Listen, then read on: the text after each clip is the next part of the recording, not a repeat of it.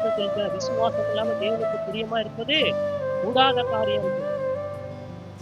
விசுவாசிக்கிற அவர் உண்டென்றும் அவர் தமக்கு தம்மை தேடுகிறவர்களுக்கு பலன் அளிக்கிறவர் என்று விசுவாசிக்க வேண்டும். அப்பதான் அந்த விசுவாசத்துல ஒரு கனம் இருக்கு, ஒரு மதிப்பு இருக்குது. சும்மா விசுவாசிக்கிறதா இல்ல.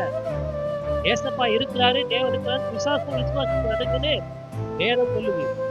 அப்போ நம்முடைய விசுவாசம் எப்படிக்கணும்? வித்தியாசமானதாக இருக்க வேண்டும். அவரால் எதையும் செய்ய முடியும், அவரால் கூடும் என்ற ஒரு விசுவாசத்துல நம்ம உள்ள வந்து உட்கார்ந்து இருக்கணும். அவர் அதான் சொன்னாரு, இது நாங்களும் செய்யக்கூடுமானால் எங்கள் மேல் மனதிறங்கி எங்களுக்கு செய்யும் ஆண்டவர் சொன்னாரு. அடுத்து வாசிக்கிறேன் பாருங்க. இயேசு அவனை நோக்கி, நீ விசுவாசிக்க கூடுமானால் என்ன செய்யும்? ஆகும். விசுவாசிக்கிறவனுக்கு எல்லாம் கூடும். அல்லேலூயா. அந்த குஷ்டரோகி என்ன செஞ்சாரு? விசுவாசிச்சாரு, கூடும் சொன்னாரு. ஆண்டவர் தொட்டு சுகமாக்கிட்டாரு. இவர் விசுவாசிக்கல, ஆண்டவர் சொன்னாரு, உறுதிப்படுத்துறாரு, நீ முதல்ல விசுவாசி. நீ வார்த்தை என்ன செய்யல? விசுவாசம் இல்லப்பா, நீ சொல்றத என்ன செய்யல? அவிசுவாசத்துல பேசிட்டு இருக்கிற. நீ விசுவாசிக்க கூடுமானால் ஆகும்பா.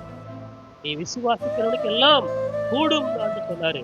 அதுக்கப்புறம் தான் அவருக்கு உணர்வு வருது, ஓ நம்ம வந்து அவிசுவாசத்துல இவ்வளவு நேரம் இருக்கோம், பேசி இருந்திருக்கிறோம், நம்முடைய மகனுடைய ஆரோக்கியம் தான் நமக்கு முக்கியம்.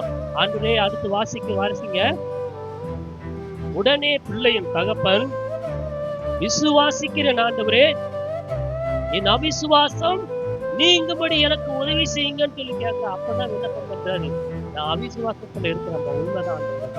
நான் அவிசுவாசத்துல இவ்வளவு நாள் இருந்திருக்கேன். டீசல்ல கொண்டு வரும்போது அவிசுவாசமா தான் இருப்பேன்.